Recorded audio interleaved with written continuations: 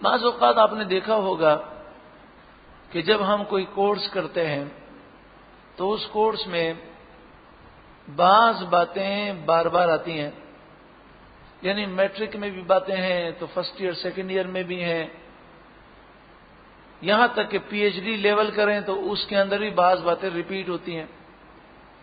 تو یہ ریپیٹ کیوں ہوتی ہیں؟ اس لیے کہ وہ باتیں اتنی اہمیت کی حامل ہوتی ہیں کہ ہر وقت ان کا ذہن میں حاضر رہنا ضروری ہے۔ تو بعض باتیں ہمیں معلوم ہوتی ہیں لیکن ذہن میں حاضر نہیں ہوتی، مستحضر نہیں ہوتی، اس پر توجہ نہیں ہوتی، لیکن جب ریپیٹ ہوتی ہیں تو اس پر توجہ ہو جاتی ہے۔ قرآن مجید فرقان حمید نے نصیحت کی باتوں کو اور کئی نصیحت کی باتوں کو بار بار مختلف انداز میں ریپیٹ فرمایا۔ تو اس سے پہلے بھی بنی اسرائیل کو خطاب کیا گیا اور ان سے کہا گیا کہ اللہ کی نعمتوں کو یاد کرو اور اس نعمت کو یاد کرو کہ میں نے تمہیں سارے جہاں والوں پر فضیلت دی۔ پھر اس بات کو ریپیٹ کیا گیا کہ یہ بات بڑی اہمیت کی حامل ہے، کیونکہ اگر اس جملے کو وہ سمجھ جائیں اور ان کے دل میں اس کا نور داخل ہو جائے تو پھر وہ کبھی بھی سرکشی ہرگز نہیں کریں گے۔ یا بنی اسرائیل، اے اولاد یعقوب، اے بنی اسرائیل، اذکروا، یاد کرو، نعمتی التی، میری وہ نعمت، انعمت علیکم، جو میں نے تم پر انعام فرمائی، میں نے تم پر جو احسان کیا۔ ساری نعمتوں کا ذکر اس مختصر سے حصے میں آ گیا، یعنی جتنی نعمتیں، من و سلوہ کی نعمتیں ہوں، بادل کے سائے کی نعمت ہو، 12 چشمے جاری ہونے کی نعمتیں ہوں، یا سمندر کے پار ہونے کی نعمتیں ہوں، فرعون کے غرق ہونے کی نعمت ہو، ساری نعمتیں یاد کرو کہ کس طرح اللہ تعالیٰ نے تم پر فضل کیا۔ وَأَنِّي فَضَّلْتُكُمْ عَلَى الْعَالَمِينَ، اور بے شک میں نے تمہیں سارے جہان والوں پر فضیلت عطا فرمائی، یعنی اس زمانے کے تمام لوگوں پر فضیلت عطا فرمائی۔ اور حضور کی آمد کے بعد جو حضور کو ماننے والے ہیں انہیں اللہ تعالیٰ نے ساری امتوں پر فضیلت عطا فرمائی۔ واتقوا، اور تم ڈرو، یومن، اس دن سے، لا تجزی نفس عن نفس شیئا، کہ کوئی جان کسی جان کے لیے کچھ بھی بدلہ نہ ہو سکے گی، یعنی کوئی جان یہ کہے کہ مجھے رکھ لو اور اسے عذاب سے نجات دے دو، ایسا نہیں ہوگا۔ ولا يقبل منها عدل، اور کسی جان سے فدیہ قبول نہ کیا جائے گا، یعنی کوئی کہے کہ میرا مال لے لو اور اس مال کے عوض جان چھوڑ دو، ایسا بھی نہ ہوگا۔ ولا تنفعها شفاعۃ، اور کسی کافر جان کو سفارش فائدہ نہ دے گی۔ یہ اصل میں یہودیوں کا رد ہے جو کہتے تھے کہ ہمارے جو بزرگ ہیں، ہمارے جو باپ دادا ہیں وہ نبی گزرے ہیں تو وہ سفارش کر کے ہمیں جہنم سے چھڑا لیں گے۔ تو فرمایا کہ اگر ایمان پر خاتمہ ہو تو پھر تو شفاعت ہے، لیکن تم مشرک ہو، کافر ہو، تو تمہارے لیے کوئی شفاعت نہیں ہے، کیونکہ جس کا خاتمہ کفر پر ہو اس کے لیے کوئی سفارش فائدہ نہ دے گی۔ وَلَا هُمْ يُنصَرُونَ، اور نہ وہ مدد کیے جائیں گے۔ وَإِذِ ابْتَلَىٰ إِبْرَاهِيمَ رَبُّهُ بِكَلِمَاتٍ،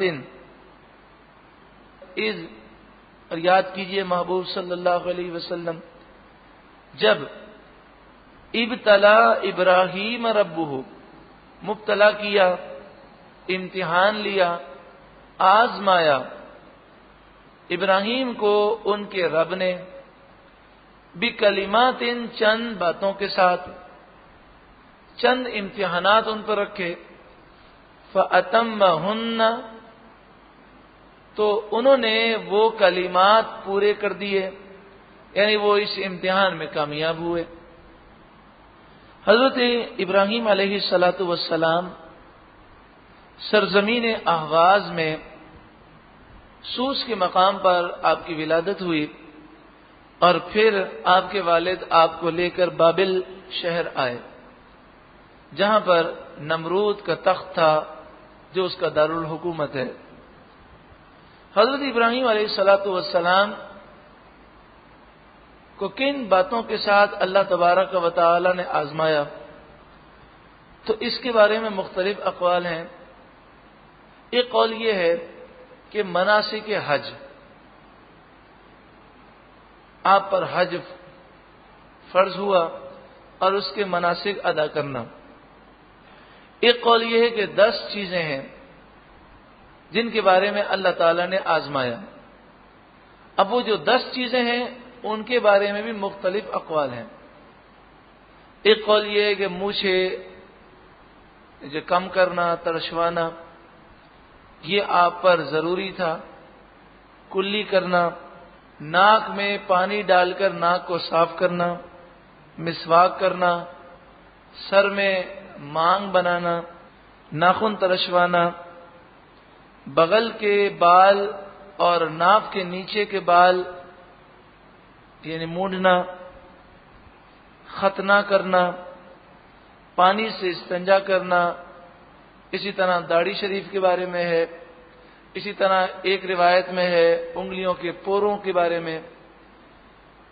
یہ چیزیں ایسی ہیں کہ بعض ہم پر واجب ہیں اور بعض سنت ہیں، لیکن حضرت ابراہیم علیہ السلام پر ان تمام چیزوں کو کرنا ضروری تھا۔ اسی طرح ایک قول یہ ہے کہ حضرت ابراہیم علیہ السلام پر جو امتحانات آئے کہ آپ کی جان کا امتحان آیا اور آپ کو رسیوں سے باندھا گیا اور منجنک میں رکھا گیا، جہاں پر پتھر رکھ کر پتھر کو دور پھینکا جاتا تھا تو آپ کو اس میں رکھا گیا، اور ایک ایسی آگ کہ جو اتنی اونچی تھی کہ اوپر سے اگر پرندہ پرواز کرتا ہوا گزرے تو جل کر گر جائے، اور بڑی اس کی لمبائی چوڑائی تھی، پورے 1 مہینے تک لکڑیاں جمع کی گئی تھیں۔ اس آگ میں جب آپ کو ڈالا گیا اور جبریل امین حاضر خدمت ہوئے اور عرض کی کہ اگر میری کوئی حاجت ہو، تو آپ نے فرمایا کہ مجھے آپ سے کوئی حاجت نہیں۔ تو کہا کہ پھر آپ اللہ سے دعا کریں، تو حضرت ابراہیم علیہ السلام نے فرمایا کہ اللہ تبارک و تعالی میرے حال کو جانتا ہے۔ اصل بات کیا ہے، دعا تو سعادت ہے، مگر چونکہ یہ امتحان تھا اور حضرت ابراہیم علیہ السلام جانتے تھے کہ یہ امتحان ہے، تو امتحان میں کامیابی کی دعا کی جاتی ہے، امتحان نہ ہو اس کی دعا نہیں کی جاتی۔ یہاں پر بعض لوگوں نے اس واقعے کو اس طرح سنایا، دیکھو جبریل امین آئے اور کہنے لگے کہ اے ابراہیم خلیل اللہ، کیا میں آپ کی مدد کروں؟ تو ابراہیم علیہ السلام نے فرمایا مجھے اللہ کافی ہے، مجھے تیری کوئی مدد کی ضرورت نہیں۔ دیکھا ابراہیم علیہ السلام نے غیر اللہ سے مدد نہ مانگی، اگر غیر اللہ سے مدد مانگتے تو مشرک ہو جاتے۔ کیسا عجیب و غریب تبصرہ! یہ بتائیے کہ شرک کی دعوت دینا کہ شرک نہیں ہے کہ نہیں؟ تو حضرت جبریل امین کہہ رہے ہیں کہ کیا میں آپ کی مدد کروں؟ اگر یہ شرک ہوتا تو گویا جبریل امین شرک کی دعوت دے رہے ہیں، تو جبریل امین پھر مشرک ہو گئے کہ وہ کہہ رہے ہیں آپ مجھ سے مدد مانگ لیں، میری مدد حاصل کر لیں تاکہ آپ مشرک ہو جائیں، تو یہ تو شرک کی دعوت ہوئی۔ تو حضرت جبریل نے کوئی شرک کی دعوت نہیں دی، بلکہ بات یہ تھی کہ جبریل خادم ہے، تو خادم حاضر ہوا اور عرض کی آقا میری مدد کی ضرورت ہے، تو فرمایا نہیں ابھی تمہاری مدد کی ضرورت نہیں ہے، یہ امتحان ہے، بس میں اس امتحان میں کامیابی حاصل کر رہا ہوں۔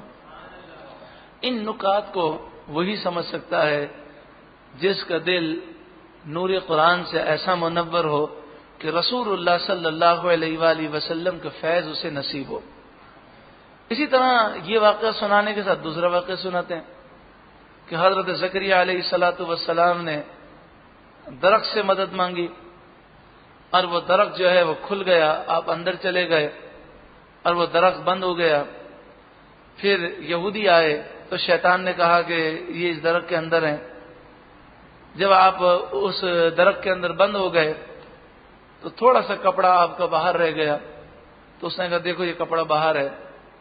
تو پھر یہودیوں نے آرا لیا اور آرے سے درخت کو چیر دیا اور اس طرح آپ کو شہید کر دیا. یہ واقعہ جو ہے اس کی سند ویسے ہی کمزور ہے اور ایک ضعیف روایت ہے.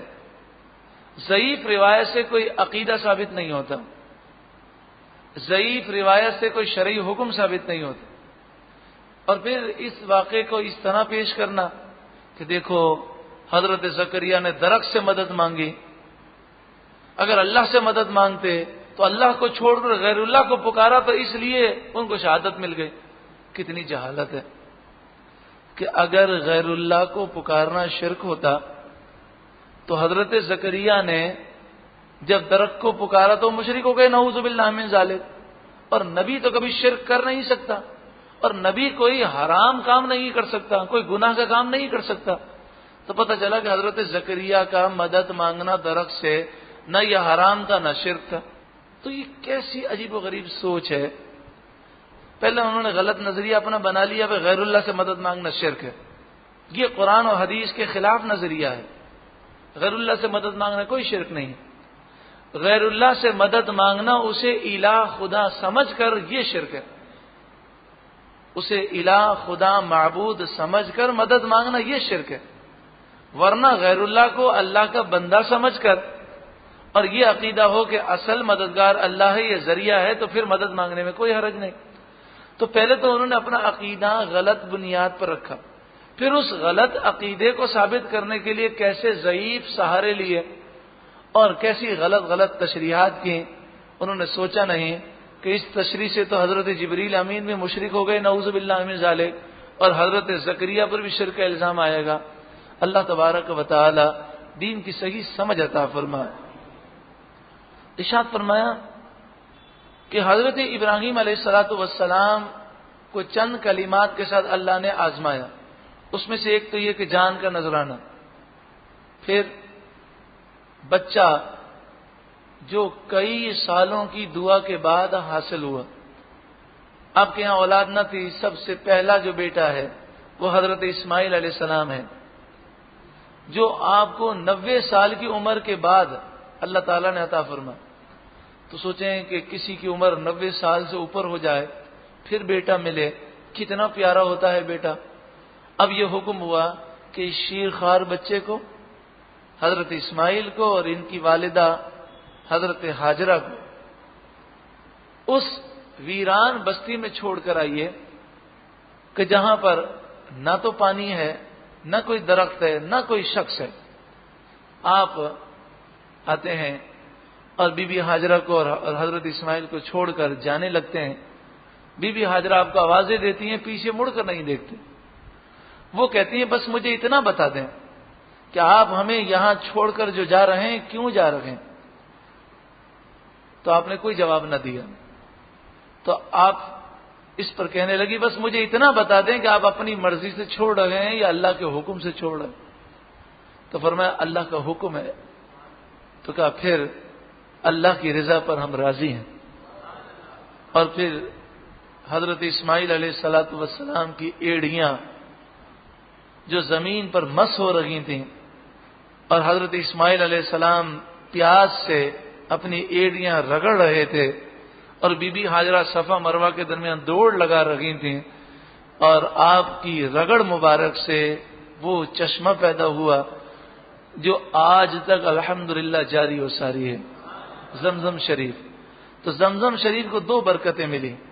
ایک تو حضرت ابراہیم علیہ السلام کے صاحبزادے حضرت اسماعیل علیہ السلام کی ایڑیوں کی برکت سے پانی نکلا، اور دوسری برکت یہ ملی، مسند امام احمد کی روایت ہے، نبی اکرم صلی اللہ علیہ وآلہ وسلم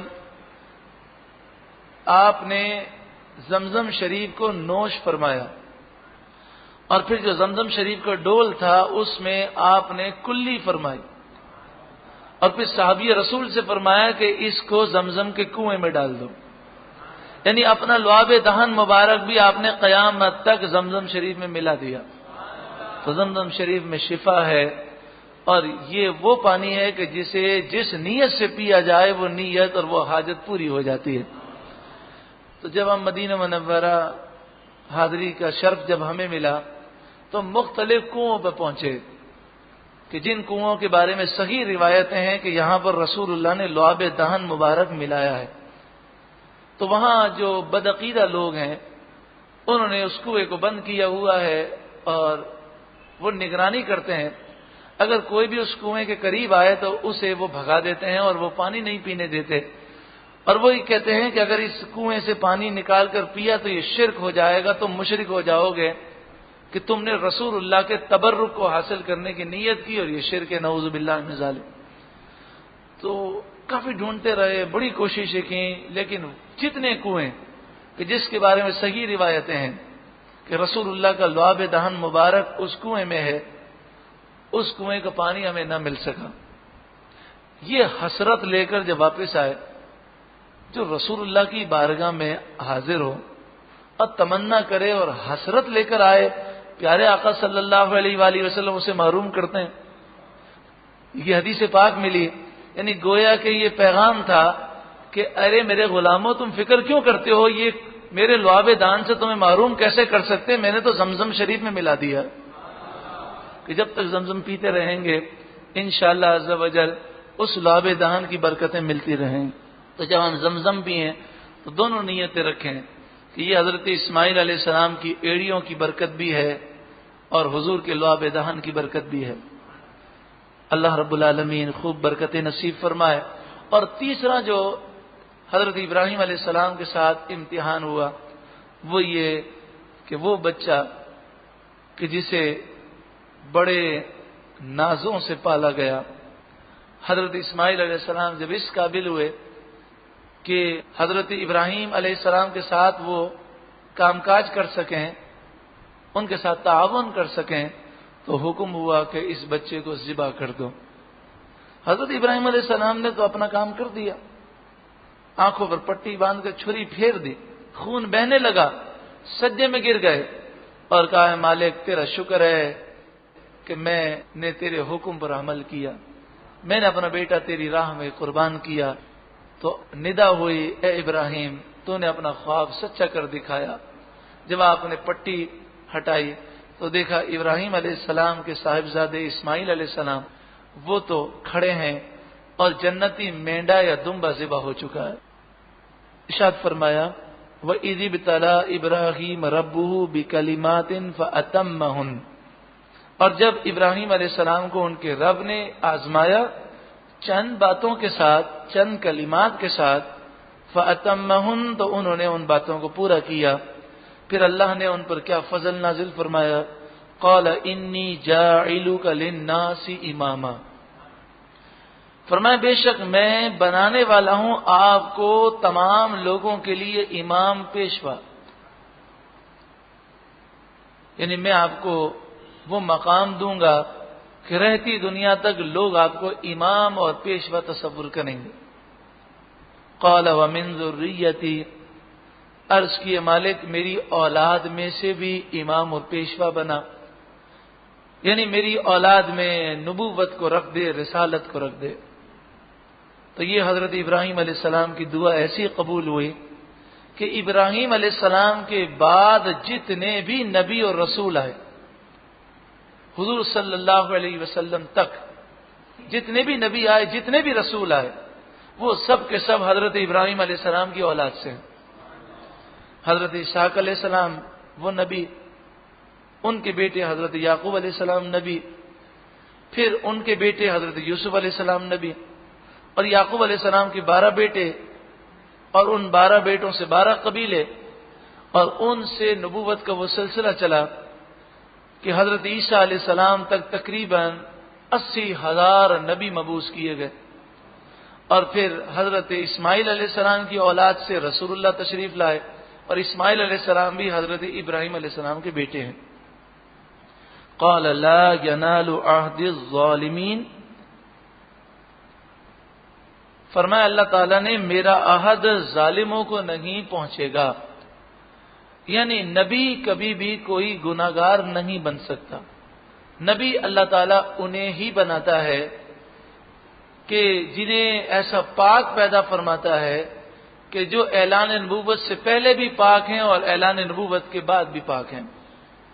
سورہ عنکبوت آیت نمبر 27 میں اس بات کا ذکر ہے، وَجَعَلْنَا فِي ذُرِّيَّتِهِ النُّبُوَّةَ وَالْكِتَابَ، اور ہم نے ابراہیم علیہ السلام کی اولاد میں نبوت کو بھی رکھا اور کتاب کو بھی رکھا۔ چاروں آسمانی کتابیں ابراہیم علیہ السلام کی اولاد میں نازل ہوئیں۔ زبور حضرت داؤد علیہ السلام، توریت حضرت موسیٰ علیہ السلام پر، انجیل حضرت عیسیٰ علیہ السلام پر، اور قرآن رسول اللہ صلی اللہ علیہ وسلم پر، اور یہ چاروں جلیل القدر رسول حضرت ابراہیم علیہ السلام کی اولاد سے ہیں۔ اس میں درس یہ ہے کہ جب اللہ تبارک و تعالی امتحان لیتا ہے اور وہ نیک بندہ اس امتحان میں کامیاب ہوتا ہے تو اس کے درجات بہت بلند و بالا ہو جاتے ہیں، اور جتنے اللہ کے مقبول بندے گزرے ہیں ان سے بڑے بڑے امتحانات لیے گئے اور وہ ان امتحانات میں کامیاب ہوئے۔ اللہ رب العالمین ہمیں ہر امتحان میں کامیابی نصیب فرمائے۔ ہم تو عاجز بندے ہیں، عام طور پر ہم یہی کہتے ہیں مالک امتحان کے قابل نہیں، آزمائش کے قابل نہیں، مگر جو امتحان جو آزمائش تقدیر میں لکھی ہے اللہ تعالیٰ اس میں ناکامی سے محفوظ فرمائے، کامیابی عطا فرمائے، صبر عطا فرمائے، نور قرآن سے روشن منور فرمائے۔ یہاں پر دو باتیں خیال میں رہیں۔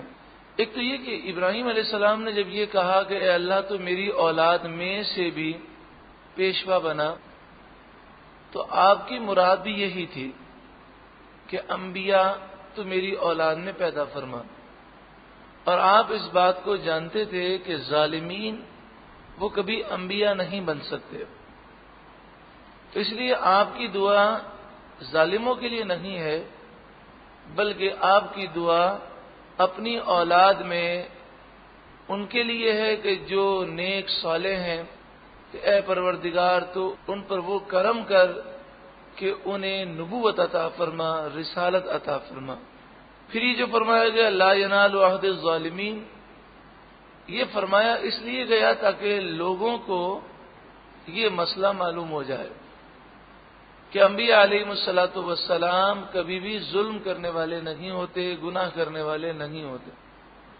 تو اب آپ بتائیے کہ اگر کوئی یہ کہے کہ حضرت آدم علیہ الصلاۃ والسلام نے گناہ کیا، حضرت یونس علیہ السلام سے گناہ ہوا، حضرت داؤد علیہ السلام نے گناہ کیا، بلکہ بعض تو کہتے ہیں کہ رسول اللہ کے علاوہ ہر نبی نے گناہ کیا، نعوذ باللہ من ذالک۔ تو قرآن تو بیان فرما رہا ہے کہ جو ظالم ہے، جو گناہگار ہے، جس سے گناہ ہو، وہ کبھی نبی نہیں ہو سکتا۔ نبی اور رسول گناہوں سے پاک پیدا ہوتے ہیں۔ یہ ایک ایسا عقیدہ ہے جو قرآن و حدیث کے مطابق ہے، اور ہمیشہ صحابہ اور بزرگان دین کا اس پر اجماع رہا ہے۔ 5 تفسیریں جو آج کل ملتی ہیں اردو میں، انہوں نے قرآن کو سمجھنے کے لیے اپنے ذہن کو کافی سمجھا، اس لیے انہوں نے یہاں پر تشریح میں یہ لکھ دیا کہ جیسے معرف القرآن جو تفسیر ہے اس کے اندر بھی یہ غلطی ہے۔ اس نے یہ لکھ دیا کہ حضرت ابراہیم علیہ السلام نے سب کے لیے دعا کی تھی کہ اللہ میری اولاد میں جو کافر ہوں انہیں بھی نبی بنا، اور جو مسلمان ہیں انہیں بھی نبی بنا، نعوذ باللہ من ذالک۔ حضرت ابراہیم علیہ الصلاۃ والسلام ایسی غلط دعا کبھی کر ہی نہیں سکتے، کیونکہ کافر کو، ظالم کو نبی بنانے کی کوئی دعا جو ہے کر ہی نہیں سکتا، اور ابراہیم علیہ السلام تو خلیل اللہ ہے۔ تو یہ ان کو قرآن سمجھنے میں غلطی ہوئی، اور قرآن سمجھ میں آتا ہے نور مصطفیٰ سے، تو جب تک عشق رسول نہ ہو قرآن سمجھ میں آتا نہیں ہے، کیونکہ جب تک استاد کی تعظیم نہ ہو علم نہیں آتا۔ تو رسول اللہ صلی اللہ علیہ وآلہ وسلم معلم ہیں، قرآن سکھانے والے ہیں، تو جب تک صاحب قرآن کی محبت، عقیدت، تعظیم، توقیر، آپ کے مقام و مرتبے کو انسان نہیں سمجھے گا، اس وقت تک اسے قرآن کا علم، قرآن کا نور مل نہیں سکتا۔ دوسری بات یہ کہ بعض لوگوں نے اس آیت کا یہ معنی لے لیا کہ اللہ تبارک و تعالی نے ابراہیم علیہ السلام کا امتحان لیا اور اللہ نے جب دیکھا بھئی یہ تو کامیاب ہو گئے امتحان میں، تو اللہ نے اس لیے پھر ان کو امام بنا دیا۔ اس گفتگو سے ایسا محسوس ہوتا ہے جیسے وہ اللہ کو عالم الغیب و شہادہ نہیں مانتے۔ وہ تو علیم ہے، وہ تو خبیر ہے، وہ تو پہلے ہی سے جانتا ہے کہ حضرت ابراہیم علیہ الصلوۃ والسلام امام اور پیشوا بننے کے قابل ہیں۔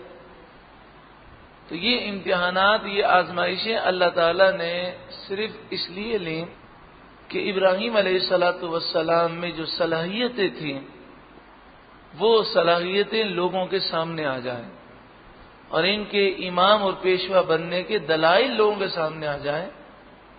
ایسا نہیں تھا کہ اللہ کو پتہ نہیں تھا، اللہ نے دیکھا بھائی ٹیسٹ کر کے یہ قابل ہیں کہ نہیں، اچھا قابل ہیں تو انہیں امام بنا دیتے ہیں۔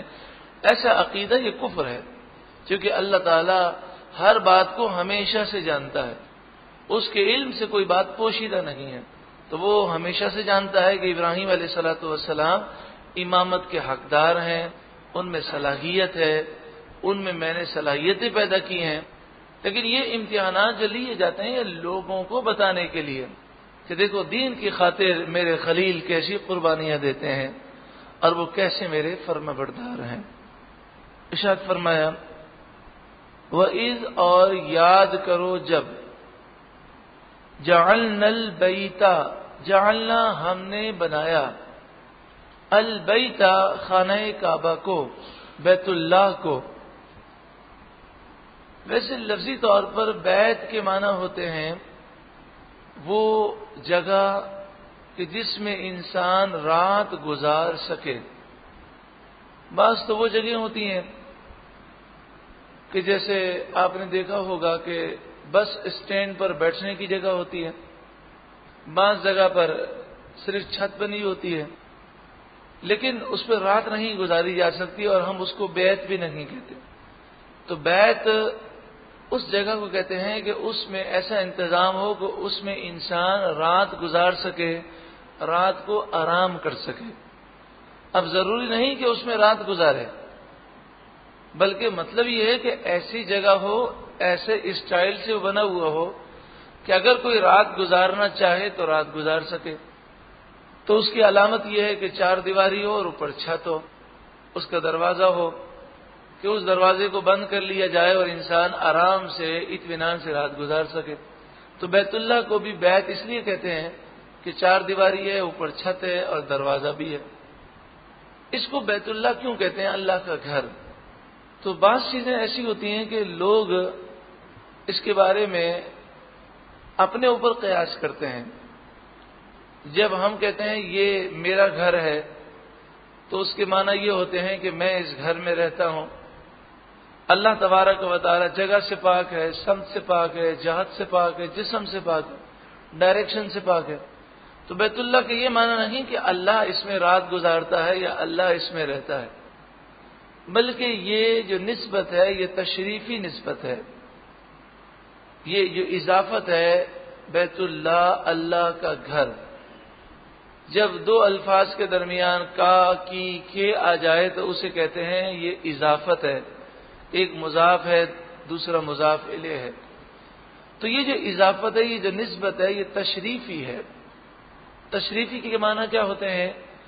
یہ جو اضافت ہے یہ اس کے شرف کو بتانے کے لیے، یعنی اللہ کا گھر کا مطلب ہوگا اللہ کا مقدس گھر، یعنی وہ گھر جسے اللہ نے تعظیم عطا فرمائی، جسے اللہ تعالیٰ نے مقدس بنایا، یہ مطلب ہے۔ جیسے ناقۃ اللہ، اللہ کی اونٹنی، تو اس کے معنی ہے وہ اونٹنی جسے اللہ نے شرف عطا فرمایا۔ روح اللہ، اللہ کی روح، تو جب ہم کہتے ہیں میری روح، یا ہم کہتے ہیں فلاں کی روح جسم سے نکل گئی، تو اس کے معنی یہ ہوتے ہیں جسم میں جو روح تھی یہ اس کی تھی۔ لیکن جب روح اللہ کہتے ہیں تو اللہ تعالیٰ کی روح ہونے سے کوئی پاک ہے، یعنی کوئی اللہ تعالیٰ کی روح نہیں ہو سکتا، اللہ تعالیٰ اس چیز سے پاک ہے۔ تو روح اللہ کے معنی ہے وہ روح جسے اللہ نے شرف عطا فرمایا۔ تو یہ نسبت شرف کے لیے ہے، یہ نسبت تشریفی ہے۔ جب البیت آتا ہے قرآن پاک میں تو اس سے بیت اللہ ہی مراد ہوتا ہے، خانہ کعبہ۔ یوں تو ہر مسجد اللہ کا گھر ہے، یعنی وہ مقدس گھر ہے، مگر بیت اللہ عام طور پر خانہ کعبہ ہی کو کہا جاتا ہے۔ وَإِذْ جَعَلْنَا الْبَيْتَ، اور یاد کرو جب ہم نے بیت اللہ کو بنایا، مَثَابَةً لِلنَّاسِ، مثابہ بار بار آنے کی جگہ، بار بار پلٹنے کی جگہ، مثابہ للناس، لوگوں کے لیے۔ بیت اللہ کو اللہ تعالیٰ نے وہ شرف عطا فرمایا کہ ایک دفعہ کوئی آ جائے اور آنے سے پہلے جو اس کے دل میں خانہ کعبہ کی محبت ہو اور جو ذوق ہو اور جو تڑپ ہو، آنے کے بعد اس تڑپ میں اور اضافہ ہو جاتا ہے، اور پھر جیسے ہی وہ وہاں سے نکلتا ہے اسی وقت سے اس کے ذہنوں میں یہ بات ہوتی ہے کہ میں پھر دوبارہ واپس کب جاؤں۔ یہ بیت اللہ کو اللہ نے شرف عطا فرمایا۔ آپ کتنے ہی عالی شان تفریحی مقام پر چلے جائیں، جب آپ وہاں پر 2-4 دن یا 10 دن گزار لیں اور وہاں سے نکلنے لگیں تو نکلتے وقت کبھی ذہن میں یہ نہیں ہوتا میں پھر کب آؤں، لیکن یہ بیت اللہ کو اللہ نے شرف عطا کیا کہ انسان اگر وہاں پر 40 دن گزار لے، 30 دن گزار لے، پھر بھی اس کی تشنگی میں کمی نہیں آتی، اور جب نکلنے لگتا ہے تو روتے ہوئے وہ وہاں سے جدا ہوتا ہے، اور پھر اس کی تڑپ میں اور اضافہ ہوتا ہے، اور جتنی دفعہ جائے گا اتنا ہی اسے خانہ کعبہ کی محبت اور نصیب ہوگی۔ لیکن یہ سب برکتیں اسے ملتی ہیں جس کے دل میں ایمان ہو۔ یہ خانہ کعبہ کو شرف حاصل ہے، یہ شرف ہے مکہ مکرمہ کو، لیکن یہی شرف اللہ تعالیٰ نے مدینہ منورہ کو عطا فرمایا۔ خانہ کعبہ کو یہ شرف ملا، مکہ مکرمہ کو یہ شرف ملا، حضرت ابراہیم علیہ السلام کی دعائیں ہیں کہ ابراہیم علیہ السلام نے مکہ مکرمہ کو حرم قرار دیا اور دعا کی کہ اے مالک و مولا لوگ یہاں پر آئیں، اور مدینہ منورہ کو یہ شرف اس لیے ملا کہ پیارے آقا صلی اللہ علیہ وسلم نے دعا کی۔ مسلم شریف پہلی جلد صفحہ نمبر 448 448 نبی اکرم صلی اللہ علیہ وآلہ وسلم نے دعا کی، اے اللہ بے شک ابراہیم علیہ السلام نے مکے کو حرم قرار دیا، اے پروردگار میں مدینے کو حرم قرار دیتا ہوں، تو مکے سے یہاں پر دگنی برکتیں عطا فرما۔ اسی طرح نبی اکرم صلی اللہ علیہ وآلہ وسلم جب مکے سے ہجرت کر کے روانہ ہوئے تو آپ رو رہے تھے اور بار بار پلٹ کر مکے کو دیکھتے، اور آپ نے فرمایا اے شہر مکہ، تمام شہروں میں سب سے زیادہ تو مجھے محبوب ہے، سب سے زیادہ مجھے تجھ سے پیار ہے، اگر یہ حالات پیدا نہ ہوتے تو میں تجھے نہ چھوڑتا۔ پھر آپ نے رب کی بارگاہ میں دعا کی، اے مالک اس شہر کو میں نے چھوڑ دیا جو مجھے سب سے زیادہ محبوب تھا، اے پروردگار اب تو مجھے وہاں لے جا جو تجھے سب سے زیادہ محبوب ہے۔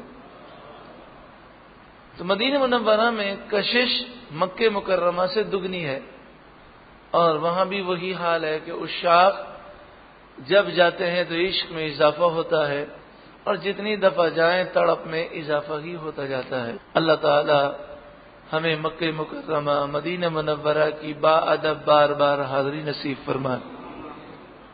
وہ امنا، اور امن کی جگہ بنایا کہ زمانہ جاہلیت میں بھی اس علاقے میں مکہ مکرمہ میں امن تھا، اور زمانے جاہلیت میں بھی لوگ مکے میں داخل ہونے والے پر کوئی ظلم نہ کرتے تھے۔ تو آج اگر مکہ مکرمہ میں مدینہ منورہ میں جو امن ہے تو یہ وہاں کی سیکیورٹی کا مسئلہ نہیں ہے، سیکیورٹی تو اس سے زیادہ امریکہ میں ہے، برطانیہ میں ہے، لیکن آپ جانتے ہیں کہ امریکہ میں سالانہ ہزاروں قتل ہوتے ہیں، اور کئی امریکہ کی ایسی ریاستیں ہیں کہ رات کو مغرب کے بعد آپ وہاں سے گزر نہیں سکتے، اور وہاں دہشت گردی کا بعض ریاستوں میں یہ حال ہے کہ آپ کے جیب میں اگر $50 ہوں تو آپ اپنی جان کو بچا نہیں سکتے، تو وہ کریڈٹ کارڈ استعمال کرتے ہیں، اور کئی دکانداروں پر اتنا خوف ہے کہ وہ $50 بھی ہاتھ میں نہیں پکڑتے، وہ کہتے ہیں جناب ڈر لگتا ہے کریڈٹ کارڈ دیں۔ تو مکہ مکرمہ میں، مدینہ منورہ میں جو امن ہے وہ آج ہی امن ہے، یہ بات نہیں ہے، صدیاں گزر گئیں، امن ہی امن رہا، تو اس میں کسی گورنمنٹ کا کوئی کمال نہیں ہے۔ اسی طرح شام کے اندر بھی امن بہت زیادہ ہے، کیونکہ نبی اکرم صلی اللہ علیہ وآلہ وسلم نے ملک شام کے لیے دعا کی، اللہم بارک لنا فی شامنا، اے اللہ تو ہمارے شام میں برکتیں عطا فرما۔ تو ملک شام میں اتنا امن ہے، اتنا امن ہے کہ جب ہم حاضری کے لیے گئے تو 7 دن ملک شام میں رہنے کا شرف ملا۔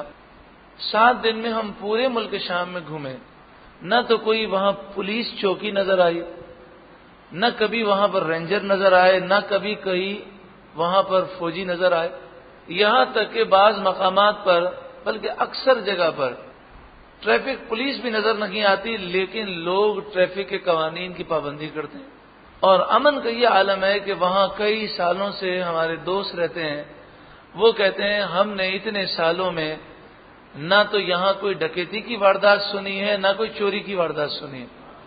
تو یہ رسول اللہ کی دعا کا نتیجہ ہے۔ اور ملک شام میں وہ برکتیں ہیں کہ اگر صبح کے وقت وہاں پر یہ انداز ہے، ذرا سمجھ لیجئے گا کہ وہاں پر اذان جو ہے وہ نماز کے اول وقت میں دی جاتی ہے، جیسے ہی نماز کا وقت شروع ہوا فوراً اذان، اور پھر اذان کے بعد وہ بہت لمبا درود و سلام کا سلسلہ رکھتے ہیں، بہت لمبا صلاۃ و سلام پڑھتے ہیں۔ ان کا صلاۃ و سلام پڑھنے کا انداز یہ ہے کہ وہ اس طرح پڑھتے ہیں، الصلاۃ والسلام علیک یا رسول اللہ، یا حبیب اللہ، یا نبی اللہ، اور یہ کافی القابات کے ساتھ اور آپ کی کافی صفات کا ذکر کر کے پڑھتے ہیں۔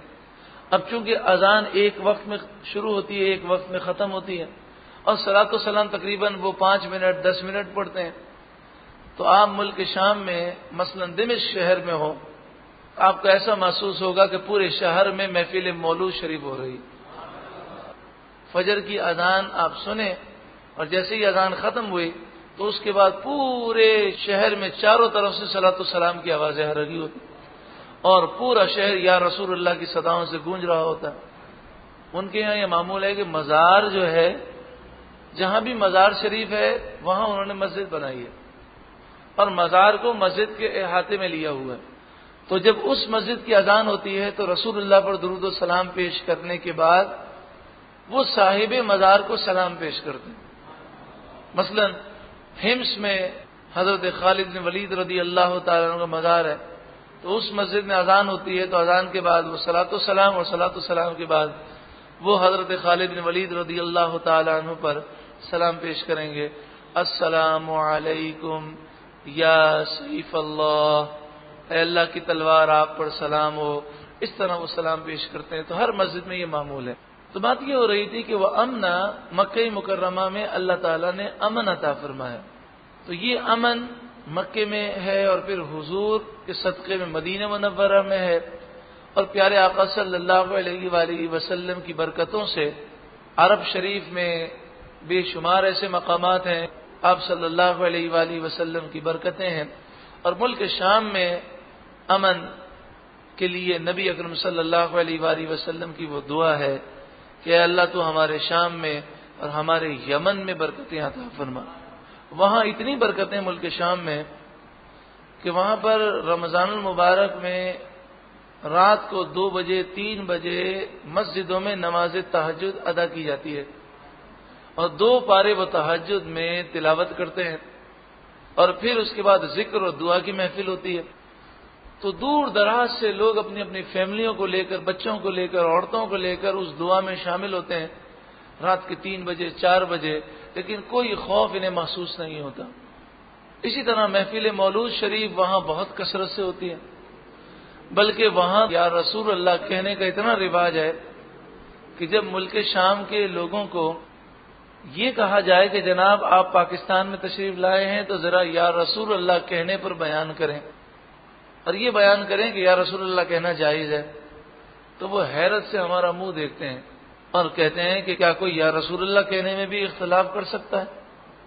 السلام علیکہ ایھا النبی ہے، اتحیات میں پڑھتے ہیں اے نبی آپ پر سلام ہو، تو پھر آدمی کیسے انکار کر سکتا ہے؟ اور وہ کہتے ہیں کہ جس طرح ہمارے یہاں پر کوئی اگر ہم سے یہ کہے کہ جناب لا الہ الا اللہ محمد الرسول اللہ پڑھنے پر ذرا بیان کیجئے کہ یہ کلمہ پڑھنا جائز ہے، تو سننے والا حیرت کرے گا بھئی اس پہ بھی کوئی بیان ہوتا ہے؟ تو وہ اسی طرح کہتے ہیں کہ ہمارا تو یا رسول اللہ کہنے پر اتنا یقین ہے کہ یہ کہنا کہ یا رسول اللہ کے دلائل بیان کریں یہ تو بڑی عجیب بات ہے، یہ تو ہر مومن کو ماننا چاہیے۔ اللہ رب العالمین ان کے ان اچھے عقیدوں اور ان کے اچھے اعمال کے صدقے میں اللہ ہمارے ملک میں بھی امن و سلامتی نصیب فرما۔ اس آیت کریمہ کو پھر سماعت کریں، وَإِذْ جَعَلْنَا الْبَيْتَ مَثَابَةً لِلنَّاسِ وَأَمْنًا، اور یاد کرو جب ہم نے بیت اللہ کو بنایا لوگوں کے لیے بار بار پلٹ کر آنے کی جگہ اور امن کی جگہ، وَاتَّخِذُوا اور تم بناؤ من مقام ابراہیم مصلی، مقام کہتے ہیں کھڑے ہونے کی جگہ، مصلی کہتے ہیں نماز کی جگہ۔ تو ابراہیم علیہ الصلوۃ والسلام کے کھڑے ہونے کی جو جگہ ہے اسے تم نماز کی جگہ بناؤ۔ ابراہیم علیہ الصلوۃ والسلام نے جس پتھر پر کھڑے ہو کر خانہ کعبہ کی تعمیر کی، اور یہ آپ کا معجزہ ہے کہ جب آپ تعمیر کرنے لگے اور پھر جب آپ کا ہاتھ کی جو بلندی تھی وہاں تک آپ نے پتھر لگا دیے، اب اس سے اوپر آپ کو خانہ کعبہ تعمیر کرنا تھا، تو جس اعتبار سے ضرورت تھی اس اعتبار سے یہ پتھر اونچا ہونے لگا، اور جب آپ تعمیر سے فارغ ہوئے تو اس پتھر پر ابراہیم علیہ السلام کے مبارک قدم جو ہیں وہ لگ گئے، یعنی وہ نقش ہو گئے۔ آج بھی وہ نقش موجود ہے ہزاروں سال کے گزرنے کے باوجود۔ تو فرمایا کہ جب تم مسجد الحرام میں نماز پڑھو تو کوشش یہ کرو کہ مقام ابراہیم کے قریب جا کر سامنے جا کر نماز پڑھو۔ عام طور پر بھی مسجد الحرام میں نماز پڑھیں تو یہ فضیلت حاصل کرنی چاہیے، اور خاص طور پر خانہ کعبہ کا طواف کرنے کے بعد جو 2 رکعت نفل پڑھے جاتے ہیں اس میں افضل یہ ہے، سنت یہ ہے کہ مقام ابراہیم کے قریب جا کر ادا کیے جائیں، اور اگر وہاں بالکل قریب نہ جا سکیں تو جتنا بھی قریب ہو سکیں اتنا قریب ہو جائیں۔ مقام ابراہیم کے پاس نماز ادا کرنے کا مقصد کیا ہے؟ بعض لوگ عجیب و غریب باتیں کرتے ہیں اور وہ ہندوؤں کی طرف سے میسج بناتے ہیں، یعنی ہیں خود مسلمان اور ہندو بن کر میسج کرتے ہیں، اور وہ مزار پر جانے کو اور مزار پر جا کر ایصال ثواب کرنا، فاتحہ کرنا، اللہ تعالیٰ کی بارگاہ میں ان اولیاء کو وسیلہ بنانا، اس کو اور مندر میں جا کر پوجا پاٹ کرنا، شرک کرنا، بتوں کو خدا سمجھنا، ان دونوں چیزوں کو ملانے کی کوشش کرتے ہیں، اور وہ کہتے ہیں کہ ہندو کا یہ شکوہ ہے کہ ہم اگر مندر جائیں تو ہم مشرک ہو جائیں اور تم مزار جاؤ تو مشرک نہ ہو۔ یہ ایسی باتیں کوئی ہندو ایسا سوال نہیں کرتا، بلکہ یہ اپنے آپ کو ہندو ظاہر کرتے ہیں اور اس طرح کے سوال کرتے ہیں جو اولیاء کرام کی بارگاہ سے لوگوں کو روکنا چاہتے ہیں۔ بھئی اگر اس طرح سوال بنانے جائیں تو ہندو تو یہ بھی سوال کر سکتا ہے کہ ہم ایک پتھر کو پوجیں اور ایک پتھر کے سامنے سجدہ کریں تو ہم مشرک، اور تم وہ پتھروں کی عمارت جو خانہ کعبہ جو پتھروں سے بنی ہوئی ہے، کئی پتھر ہیں، تم ان کے سامنے سجدہ کرو اور تم مشرک نہ ہو۔ ہم ایک پتھر کے سامنے سجدہ کریں تو ہم مشرک، اور تم مقام ابراہیم کے پاس جا کر ہر طواف کے بعد 2 رکعت نفل پڑھو، اس کے سامنے جا کر پڑھو، تم مشرک نہیں۔ ہم اگر گنگا کی تعظیم کریں تو ہم مشرک، اور تم زمزم کی تعظیم کرو تو تم مشرک نہیں۔ تو اس طرح سے بہت سارے سوال بنائے جا سکتے ہیں۔ ہم اگر بت کو چومیں تو مشرک، اور تم حجر اسود کو چومو تو تم مومن۔ ہم اگر بت کو ہاتھ لگا کر ہاتھ پھیریں تو مشرک، اور تم رکن یمانی پر ہاتھ پھیرو تو تم مومن، اور یہ باعث سعادت۔ اگر ہم کسی جگہ پر گرد گھومیں تو مشرک، اور تم خانہ کعبہ کے گرد گھومو، صفا مروہ کے گرد گھومتے رہو تو تم مومن۔ تو یہ اس طرح کے سوالات تو بنائے جا سکتے ہیں، اور اگر بالفرض کوئی نادان ہندو اس طرح کا سوال کر بھی دے تو یہ تھوڑی کہ ہم ساری شریعت کی باتوں کو چھوڑ دیں۔ ہم کہیں گے کہ مقام ابراہیم پتھر ہے لیکن اس کے سامنے ہم سجدہ کرتے ہیں، تو ہم جب سجدہ کرتے ہیں تو ہم مقام ابراہیم کو سجدہ نہیں کرتے، سجدہ تو اللہ کو کرتے ہیں۔ مقام ابراہیم کو تو ہم وسیلہ بناتے ہیں کہ اس پتھر پر جو ابراہیم علیہ السلام کے قدم مبارک کے نشانات ہیں ان کی برکتوں سے ہمارا حج بھی قبول ہو، طواف بھی قبول ہو اور نماز بھی قبول ہو جائے۔ تو یہ تو وسیلہ بنانا ہے، یہ تو برکتیں حاصل کرنا ہے۔ ہم نے کسی مزار پر جا کر حاضری دی ہے تو اسے خدا نہیں سمجھا، اس صاحب مزار کو ہم پوجتے نہیں ہیں، انہیں الہ نہیں سمجھتے، معبود نہیں سمجھتے۔ سجدہ حرام ہے غیر اللہ کے لیے، یعنی خانہ کعبہ کے علاوہ کسی اور مقام کا ہم طواف نہیں کر سکتے، اور جب ہم خانہ کعبہ کا طواف کرتے ہیں تو اللہ کے لیے کرتے ہیں، خانہ کعبہ کے لیے طواف نہیں کرتے۔ تو کسی مزار کا طواف تعظیمی کرنا، کسی مزار کے سامنے رکوع کرنا، سجدہ کرنا، یہ حرام ہے۔ عورتوں اور مردوں کا اختلاط یہ حرام ہے۔ یہ ساری چیزیں تو غلط ہیں۔ ہم تو جاتے ہیں صاحب مزار کی بارگاہ میں حاضر ہو کر سلام پیش کرتے ہیں اور اللہ کی بارگاہ میں دعائیں کرتے ہیں، ان کے وسیلے سے دعائیں کرتے ہیں۔ جس طرح زندگی میں ہم کسی بزرگ کے پاس جا کر کہتے ہیں حضرت آپ ہمارے لیے دعا کریں، نظر کرم فرمائیے، تو وصال کے بعد بھی ہم بزرگ کی بارگاہ میں جا کر یہ کہتے ہیں کہ آپ ہمارے لیے دعا کریں، نظر کرم فرمائیں۔ تو یہ چیزیں جب وصال سے پہلے جب جائز ہیں تو کسی بزرگ کے وصال کے بعد بھی جائز ہیں، اور یہ کوئی شرک نہیں، ہم نے انہیں الہ خدا نہیں سمجھا۔ تو مندر سے ملانا یہ بہت بڑی سازش ہے، مسلمانوں میں نفرتیں عام کرنا۔ اور یہ مزارات کی تعظیم صرف یہ نہیں کہ پاکستان میں پائی جاتی، پاکستان، ہندوستان، بنگلہ دیش صرف یہی نہیں پایا جاتا، بلکہ آپ ملک شام جائیں، یمن جائیں، مصر جائیں، عراق جائیں، دنیا کے اکثر ممالک میں مسلمانوں کی اکثریت کا یہ معاملہ ہے کہ وہ مزارات پر حاضری دیتے ہیں اور ان سے برکتیں حاصل کرتے ہیں۔ تو یہ کوئی ایسا نہیں کہ جو یہ کہتے ہیں بعض نادان کہ پاکستان میں اور انڈیا میں جو مزارات کی تعظیم پائی جاتی ہے یہ ہندوؤں کی وجہ سے ہے، ہندوؤں کی تہذیب کا اثر ہے۔ تو بتائیے ملک شام میں یہ اثر کیسے پہنچ گیا؟ ملک یمن میں کیسے پہنچا؟ وہاں تو ہندو پہنچے ہی نہیں۔ تو ملک یمن میں، ملک شام میں وہ یہ کہتے ہیں جناب یہ پہلے اصل میں کیا تھا کہ ہندوستان اور پاکستان کے جو مسلمان تھے وہ پہلے ہندو تھے، تو وہی ہندوانہ تہذیب کا اثر ہے۔ تو ملک شام والے تو ہندو نہیں تھے، ملک یمن والے، مصر والے، عراق والے۔ عراق کے اندر بھی یہ معمول ہے کہ ہر مسجد کے ساتھ مزار، اور ہر اذان کے بعد درود و سلام، اور درود و سلام کے بعد صاحب مزار کو سلام پیش کرتے ہیں۔ امام اعظم ابو حنیفہ کی مسجد، حضرت حضور غوث اعظم کی مسجد، تو سب جگہ یہی معمول ہے۔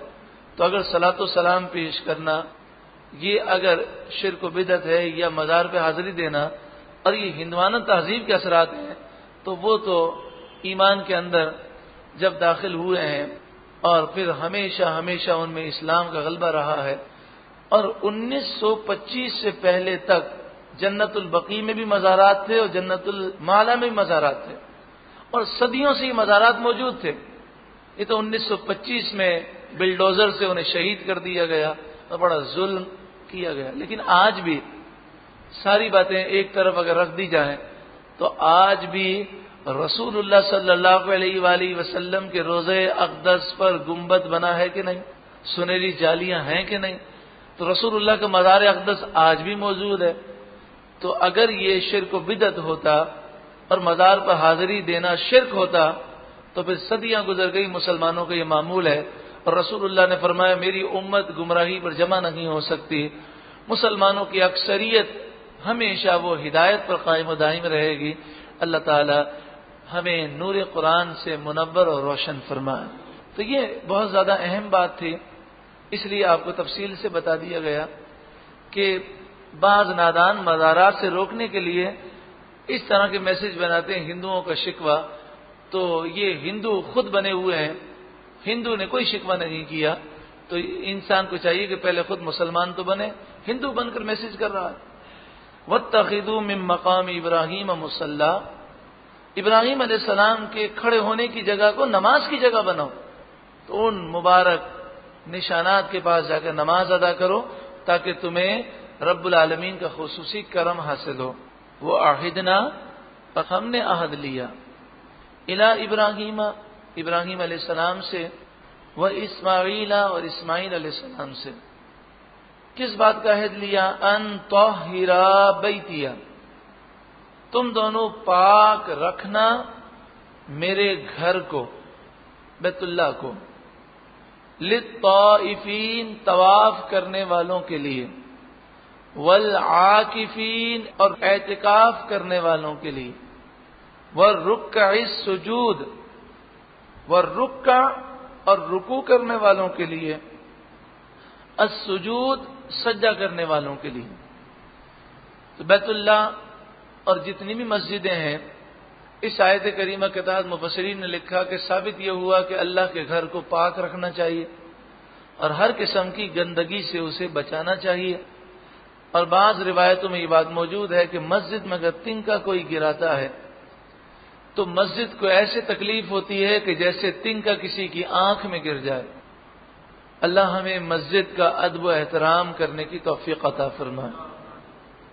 وَإِذْ، اور یاد کرو جب، قال ابراہیم، ابراہیم علیہ السلام نے عرض کی، رب اجعل، اے میرے رب تو بنا دے، اجعل، بنا دے، ھذا بلدن، اس شہر کو یعنی مکہ شریف کو، آمنن، امن کی جگہ۔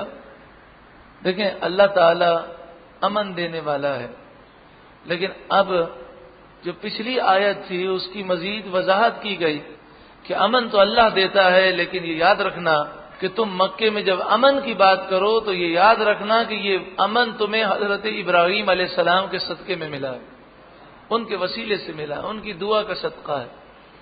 عرض کیے مالک تو اس شہر میں امن عطا فرما، وارزق اہلہ من الثمرات، وارزق، اور تو روزی عطا فرما، اہلہ، اس شہر کے رہنے والوں کو، من الثمرات، پھلوں میں سے۔ مکہ مکرمہ پہاڑی علاقہ ہے، وہاں پر کھیت اور باغات نہیں تھے، تو فرمایا کہ یہاں پر امن بھی عطا فرما، کیونکہ کسی شہر کی آبادی کے لیے امن ضروری ہے، اور دوسرا فرمایا کہ انہیں کبھی بھی اناج کی اور پھل کی تکلیف نہ ہو۔ تو یہ حضرت ابراہیم علیہ السلام کی دعا کا صدقہ ہے۔ آج تو خیر دنیا نے بڑی ترقی کر لی اور ٹرانسپورٹ کے بہت سارے ذرائع ہیں، لیکن اس زمانے میں کہ جب لوگ اونٹوں پر سفر کرتے تھے، اس وقت بھی مکہ مکرمہ میں کسی پھل یا سبزی کی کبھی بھی کمی نہیں ہوتی تھی۔ حضرت ابراہیم علیہ الصلاۃ والسلام نے اس شہر مکہ کے لیے امن کی دعا کی اور ان کی روزی میں برکت کی دعائیں کی۔ دعا کریں اللہ تعالی ہمارے ملک میں بھی امن عطا فرمائے ابراہیم علیہ السلام کی دعا کے صدقے میں، اور ہمارے ملک میں بھی بے روزگاری اور یہ معاشی بحران کو رب العالمین دور فرمائے۔ من آمن منہم، تو روزی اسے عطا فرما کہ جو ایمان لائے ان میں سے، باللہ، اللہ پر، والیوم الآخر، اور آخرت کے دن پر۔ یعنی آپ نے دعا کی اے اللہ مومنوں کو تو روزی عطا فرما۔ تو مکہ مکرمہ میں اصل تو دعا مومنوں کے لیے کی گئی، لیکن آپ کو پتا ہے کہ مومنوں کے صدقے میں بہت ساروں کو عطا کیا جاتا ہے۔ تو حقیقت یہ ہے کہ آج دنیا قائم ہے وہ نیک بندوں کے صدقے میں قائم ہے، اور رحمت للعالمین صلی اللہ علیہ وآلہ وسلم کی رحمت کا صدقہ کافر بھی پا رہے ہیں کہ وہ آج چل پھر رہے ہیں، انہیں ڈھیل دی گئی ہے، انہیں توبہ کی مہلت دی گئی ہے، تو یہ رسول اللہ کا صدقہ ہے۔ تو فرمایا کہ کافر بھی اگر مکے میں ہوں گے تو انہیں بھی روزی دی جائے گی، اور مکہ مکرمہ میں صدیاں گزر گئیں رسول اللہ کی آمد سے پہلے کہ شرک عام ہو گیا، بت پرستی عام ہو گئی، خانہ کعبہ میں 360 بت نصب کر دیے گئے، لوگ دن میں مرد ننگے ہو کر طواف کرتے مکمل کپڑے اتار کر اور تالیاں مارتے ہوئے، سیٹیاں مارتے ہوئے، اور عورتیں یہی عمل رات کو کرتی. تو خانہ کعبہ تو اس وقت بھی اللہ کا گھر تھا اور اب بھی اللہ کا گھر ہے. تو ایک اصول یاد رکھ لیں کہ اللہ کا گھر ہونا، مقدس مقام ہونا اور چیز ہے، اور وہاں پر جو کام ہو رہا ہے اس کام کا درست ہونا اور چیز ہے، یا جو لوگ وہاں پر قابض ہیں ان کا صحیح ہونا اور چیز ہے. تو قرآن و حدیث میں کہیں یہ دلیل نہیں ہے کہ خانہ کعبہ، مکہ مکرمہ، مدینہ منورہ، بیت المقدس اور جو مقدس مقامات ہیں یا مزارات انبیاء ہیں، اولیاء ہیں، ان پر جو کام کیا جائے وہ سب صحیح ہوگا، اور ان پر جو قابض ہوں وہ سب صحیح ہوں، ایسا کہیں دلیل نہیں ہے. تو آج اگر بیت المقدس پر، مسجد اقصی پر یہودی قابض ہیں، اور فلسطین کی سرزمین جس پر ہزاروں انبیاء کے مزارات ہیں، فلسطین میں حضرت ابراہیم علیہ السلام، یعقوب علیہ السلام، اسحاق علیہ السلام، یوسف علیہ السلام، حضرت موسیٰ، حضرت ہارون، حضرت داؤد، حضرت سلیمان، حضرت یحییٰ، حضرت زکریا، اور کئی انبیاء کے مزارات ہیں. بعض کہتے ہیں حضرت یحییٰ اور حضرت زکریا علیہ السلام کا مزار ملک شام میں، اور بعض کے نزدیک فلسطین میں. تو ہزاروں انبیاء کے مزارات ہیں، اور ان مزارات پر آج قابض ہیں یہودی. تو کسی کا کسی مقام پر قبضہ ہو جائے تو وہ اس بات کی دلیل نہیں کہ وہ حق پر ہے. تو خانہ کعبہ پہلے بھی اللہ کا گھر اور اب بھی اللہ کا گھر. 360 بت پہلے نصب تھے، کفار قابض تھے، اور رسول اللہ اور صحابہ کو وہ نماز سے اور طواف سے روکتے تھے. تو اس بات سے یہ اصول یاد رکھ لیں کہ ہم شریعت کو دیکھیں گے، یہ نہیں دیکھیں گے قبضہ کس کا ہے. مسجد حرام میں لوگ قرآن کو جوتوں پر رکھ دیتے ہیں، نعوذ باللہ من ذالک. تو اب یہ تھوڑی کہ کوئی یہاں پاکستان آ کر کہے کہ جناب کوئی فرق نہیں پڑتا، اگر وہ غلط ہوتا تو پھر وہاں پر کیوں رکھتے ہیں؟ تو وہاں بھی رکھتے ہیں وہ غلط ہے، اور یہاں بھی رکھیں گے تو بھی غلط ہے. وہاں لوگ جان بوجھ کر، کوئی تکلیف نہیں ہوتی، پھر بھی خانہ کعبہ کی طرف پاؤں کر کے بیٹھتے ہیں، لیکن لوگ کرتے ہیں. تو یہ کوئی دلیل نہیں ہے. تو جب آپ نے یہ دعا کی تو فرمایا قال ومن کفر، ہاں جو کوئی کفر کرے گا فَأُمَتِّعُهُ قَلِيلًا، تو میں اسے فائدہ اٹھانے دوں گا تھوڑا. فَأُمَتِّعُهُ، میں اسے فائدہ اٹھانے دوں گا، قلیلاً تھوڑا، یعنی دنیا کی زندگی میں وہ نفع اٹھا لے گا. ثُمَّ أَضْطَرُّهُ إِلَىٰ عَذَابِ النَّارِ، پھر میں اسے مجبور کر دوں گا. اضطرُّهُ، مجبور کروں گا میں اسے، الی عذاب النار، جہنم کے عذاب کی طرف. یعنی موت کے بعد اس پر سختیاں ہی سختیاں، اور پھر کل بروز قیامت اس کافر کو فرشتے گھسیٹ کر جہنم میں پھینک دیں گے.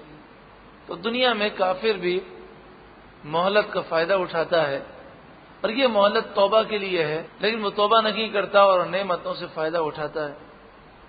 وَبِئْسَ الْمَصِيرُ، اور جہنم کیا ہی بری جگہ ہے پلٹنے کی.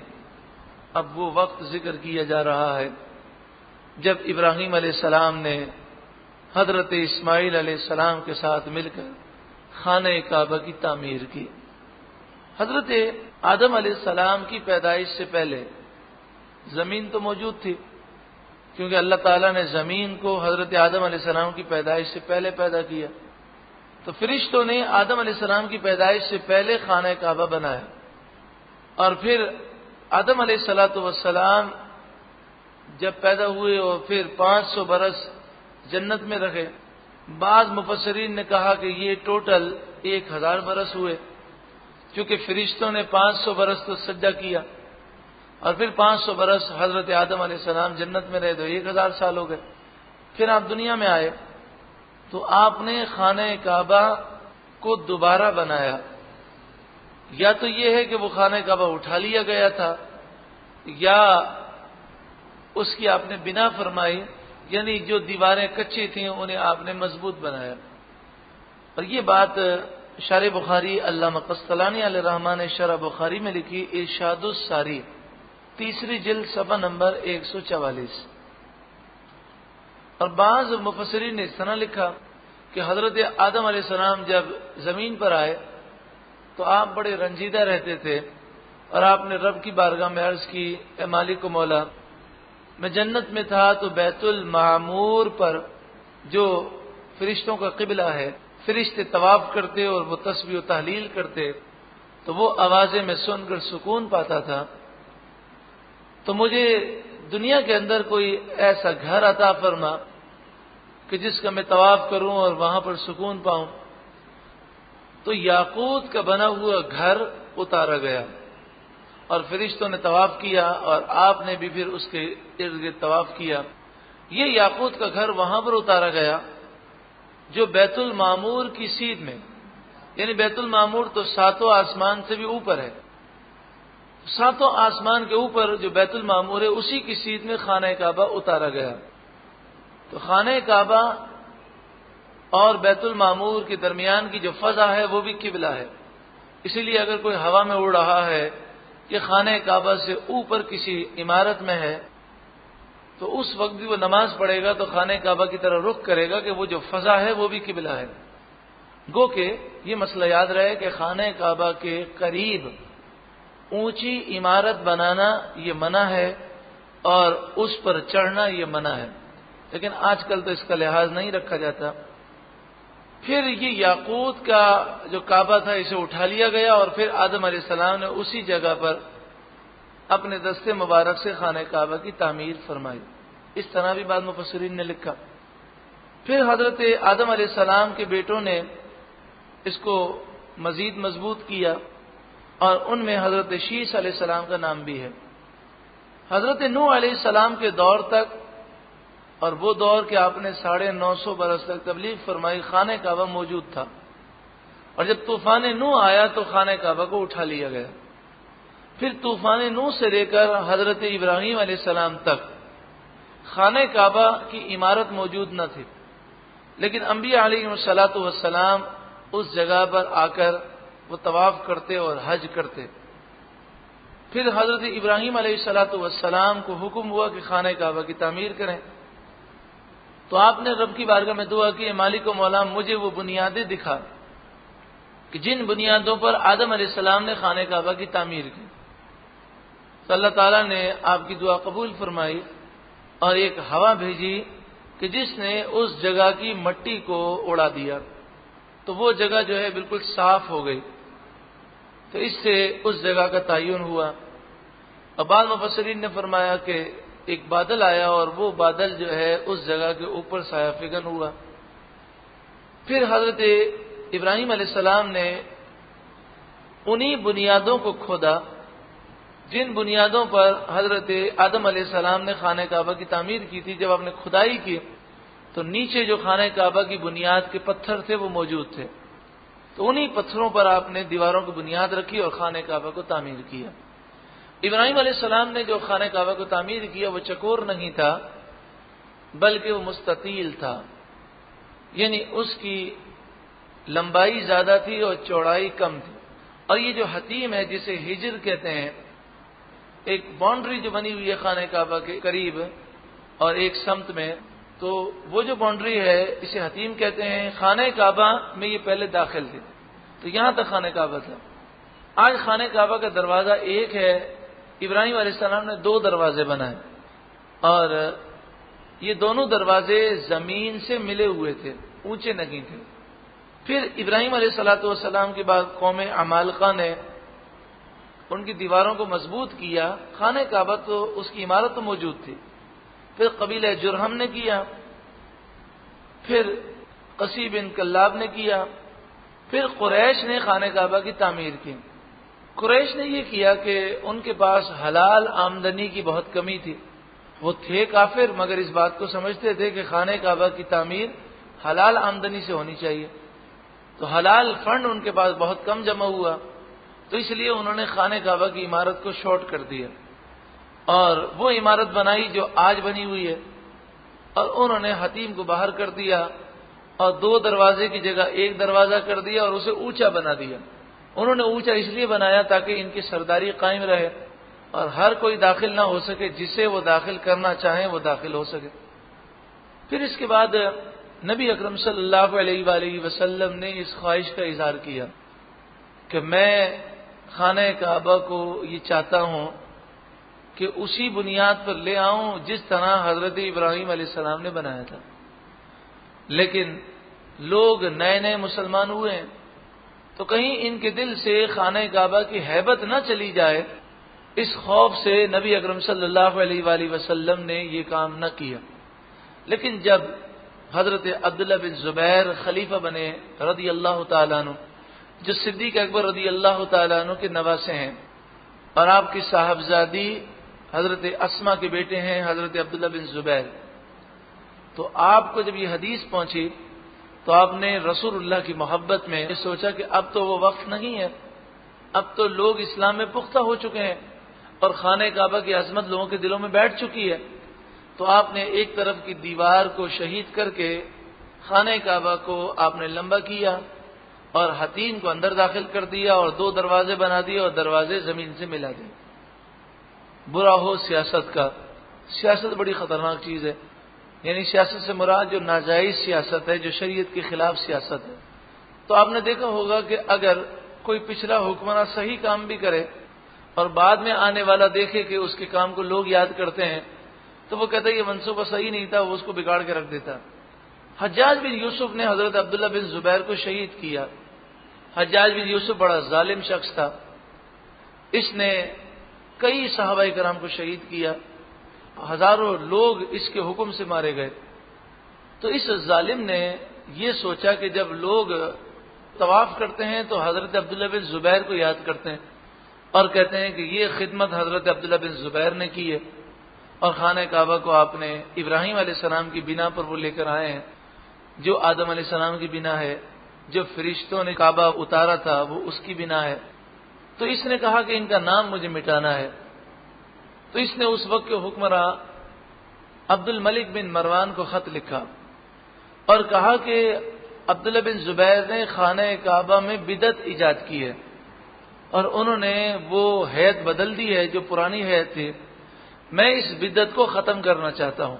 دیکھیں ظلم کتنا ہے کہ خود بدعتی ہے اور ایک کام خلاف سنت کرنے جا رہا ہے اور وہ کہہ رہا ہے میں بدعت کو مٹانے جا رہا ہوں۔ تو لوگ دھوکہ دینے والے اسی طرح دھوکہ دیتے ہیں کہ ہم تو بدعت کو مٹا رہے ہیں اور اصل میں وہ دین سے دور کرنا چاہتے ہیں، اللہ والوں سے دور کرنا چاہتے ہیں۔ عبد الملک بن مروان اس کی باتوں میں آ گیا، اس نے آرڈر جاری کر دیا، ٹھیک ہے آپ ایسا کر لیں۔ تو اس نے کیا کیا کہ خانہ کعبہ کو شہید کیا اور کفار قریش نے جس طرح بنایا تھا اسی طرح اس نے کر دیا اور حتیم کو باہر کر دیا اور خانہ کعبہ کا 1 دروازہ بنا دیا، وہ اونچا بنا دیا۔ پھر عبد الملک بن مروان کو یہ حدیث پہنچی تو وہ رو پڑا اور کہنے لگا افسوس حجاج بن یوسف کا ناس ہو، اس نے سیاست کے چکر میں آ کر مجھے رسول اللہ کی پسند سے دور کر دیا۔ اگر مجھے پتا ہوتا کہ یہ حدیث ہے تو کبھی بھی میں خانہ کعبہ کو اس طرح شہید کرنے کا آرڈر جاری نہ کرتا۔ پھر بنو امیہ کی حکومت ختم ہوئی، بنو عباس کی حکومت آئی اور خلیفہ ہارون رشید جب آپ کو یہ حدیث پہنچی تو آپ نے یہ فیصلہ کیا کہ میں اب رسول اللہ کی خواہش کو پورا کروں گا اور خانہ کعبہ کو وسیع کر دوں گا۔ لیکن حضرت امام مالک نے ہارون رشید کو منع کر دیا اور آپ نے فرمایا آپ ایسا نہ کریں، کیونکہ جب آپ چلے جائیں گے تو ہو سکتا ہے کوئی بادشاہ آپ کا دشمن آ جائے تو وہ سیاست میں آ کر آپ کے نام کو مٹانے کے لیے دوبارہ خانہ کعبہ کو شارٹ کر دے گا، پھر دوسرا کوئی اس کا دشمن آ جائے تو وہ دوبارہ طویل کرے گا، تو اس طرح یہ خانہ کعبہ بادشاہوں کے ہاتھ کا کھلونا بن جائے گا اور بار بار اس طرح تعمیریں ہوتی رہیں تو خانہ کعبہ کا روب و دبدبہ لوگوں کے دلوں سے نکل جائے گا۔ تو پھر ہارون رشید نے یہ ارادہ ترک کر دیا۔ تو آج جو حتیم ہے یہ خانہ کعبہ کا حصہ ہے، جو حتیم میں داخل ہوا وہ عین خانہ کعبہ میں داخل ہو گیا۔ مصلحتیں ہوتی ہیں اور اللہ والوں کے کاموں میں بڑی مصلحت ہوتی ہے۔ حضرت امام مالک نے منع کر دیا، اگر بنا دیا جاتا تو یہ بنا تو ہو جاتی، لیکن ہمارے جیسے غریب کیا کرتے؟ وہاں تو امیروں کے علاوہ اور بادشاہوں کے علاوہ کسی کو خانہ کعبہ کے اندر جانے نہیں دیتے. تو غریب مسلمان وہ آج وہ حتیم میں جب جاتے ہیں تو ان کی حسرتیں پوری ہو جاتی ہیں کہ حتیم میں جانا خانہ کعبہ کے اندر جانا ہے. اچھا، یہاں پہ یہ عرض کر دوں، یہ جتنی تفسیر بیان کی گئی ہارون رشید کے حوالے سے اور امام مالک کے قول کے حوالے سے، یہ علامہ قرطبی نے تفسیر قرطبی میں اس بات کو لکھا، جز 2 صفحہ نمبر 123. اور یہ بات بھی یاد رہے کہ جب قریش نے خانہ کعبہ کی تعمیر کی تو اس وقت رسول اللہ خانہ کعبہ کی تعمیر میں شامل ہوئے اور آپ نے بھی تعمیر میں حصہ لی.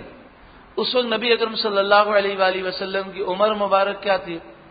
بعض کہتے ہیں 35 سال، بعض کہتے ہیں 25 سال، بعض کہتے ہیں 15 سال، بعض کہتے ہیں آپ ابھی بالغ نہیں ہوئے تھے، یعنی جو بالغ کی عمر ہوتی ہے اس سے آپ کی عمر چھوٹی تھی. اب وہ کتنے سال کے تھے؟ 11 سال کے تھے یا 7 سال کے تھے؟ یہ کوئی تحقیق نہیں ہے، لیکن زیادہ مستند قول یہ ہے کہ نبی اکرم صلی اللہ علیہ وآلہ وسلم ابھی حد بلوغ پر نہیں پہنچے تھے اور آپ نے خانہ کعبہ کی تعمیر میں حصہ لیا. اس قول کو یاد رکھیے گا کہ رسول اللہ صلی اللہ علیہ وآلہ وسلم ابھی حد بلوغ پر نہیں پہنچے تھے، یا تو 11 سال عمر تھی یا اس سے بھی چھوٹی عمر تھی، 7 سال یا 6 سال یا 8 سال، اس کے بارے میں کوئی تحقیق نہیں ہے. جب خانہ کعبہ کی تعمیر مکمل ہو گئی، اب حجر اسود نصب کرنا تھا، تو اس میں تلواریں نکل آئیں اور ہر کوئی یہ کہنے لگا کہ حجر اسود کو ہمارا قبیلہ نصب کرے گا. اور اب یہ قریب تھا کہ جنگ ہو جاتی، تو ان لوگوں نے کہا ٹھیک ہے، کل ایسا کریں گے کہ جو مسجد الحرام میں ہمیں سب سے پہلے آتا ہوا نظر آئے گا ہم اسے ثالث بنا دیں گے، وہی خانہ کعبہ میں حجر اسود کو نصب کرے گا. تو صبح ہوئی تو نبی اکرم صلی اللہ علیہ وآلہ وسلم سب سے پہلے تشریف لا رہے تھے. تو انہوں نے کہا کہ یہ تو بچہ آ رہا ہے، بس یہی بچہ اب حجر اسود کو نصب کرے گا. وہ تو نہیں جانتے تھے کہ یہ کون ہے، وہ تو آپ کی عمر کے حساب سے آپ کو کہہ رہے تھے. تو نبی اکرم صلی اللہ علیہ وآلہ وسلم کا عدل و انصاف اور آپ کی شفقت دیکھیں. وہ کہہ رہے ہیں کہ رسول اللہ حجر اسود نصب کریں گے، اور پیارے آقا صلی اللہ علیہ وآلہ وسلم نے تمام قبیلوں کو یہ سعادت عطا فرمائی. آپ نے فرمایا حجر اسود کو چادر پہ رکھو اور سب چادر کے کونوں کو پکڑ لو. تو سارے قبیلوں کے سرداروں نے چادر کے کونوں کو پکڑ لیا، اور پھر وہ تا قیامت وہ قبیلے اس بات پر فخر کرتے ہیں کہ ہمیں بھی حجر اسود کے نصب میں حصہ ملا اور ہم بھی اس میں شامل ہوئے. پھر نبی اکرم صلی اللہ علیہ وسلم نے اپنے دست مبارک سے حجر اسود کو خانہ کعبہ میں نصب فرمایا.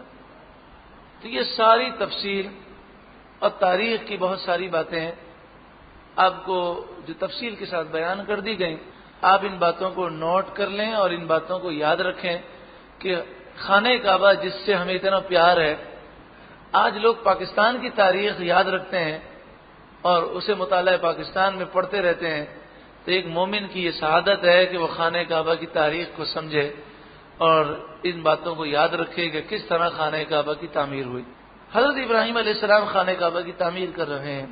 وعید اور یاد کرو، جب یرفع بلند کر رہے تھے ابراہیم علیہ السلام القواعد بنیادیں من البیت بیت اللہ کی، یعنی بیت اللہ کی دیواروں کو وہ بلند کر رہے تھے، ان کی بنیادوں کو بلند کر رہے تھے. وہ اسماعیل اور اسماعیل علیہ السلام بھی بلند کر رہے تھے. حقیقت میں خانہ کعبہ کو تعمیر ابراہیم علیہ السلام نے کیا اور اسماعیل علیہ السلام نے تعاون کیا، وہ پتھر پر گارا لگا کر دیتے، تو اس طرح تعمیر میں حصہ لیا. تو ان کا بھی ذکر کیا گیا، لیکن ابراہیم علیہ السلام اور اسماعیل علیہ السلام کے درمیان القواعد من البیت یہ الفاظ رکھے گئے تاکہ پتہ چل جائے کہ حقیقی خانہ کعبہ کو تعمیر کرنے والے تو حضرت ابراہیم علیہ السلام تھے اور اسماعیل علیہ السلام ان کی مدد کر رہے تھے. کتنا بڑا کام کر رہے ہیں کہ قیامت تک یہ گھر قائم و دائم رہے گا. کتنا بڑا کام کر رہے ہیں، لیکن کتنا پیارا درس بھی دے رہے ہیں. کتنی بھی بڑی نیکی ہو، جتنی نیکی کرنے کی فکر ہے اس سے زیادہ اس بات کی فکر ہو کہ اللہ تعالیٰ قبول و منظور فرمائے. ربنا تقبل منا، اے ہمارے رب تو اسے ہم سے قبول فرما. تقبل تو قبول فرما، منا ہم سے. انک انت السمیع العلیم، بے شک تو ہی خوب سننے والا جاننے والا ہے.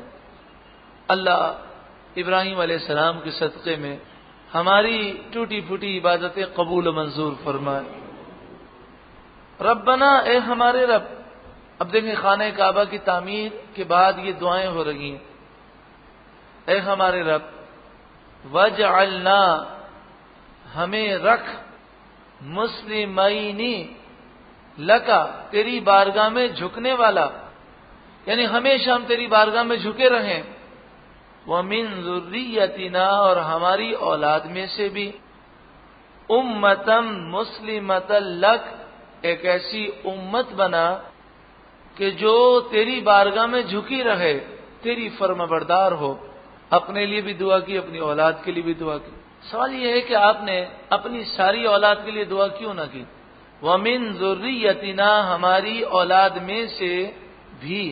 یہ من جو ہے یہ بعضیت کے لیے، یعنی بعض اولاد کو.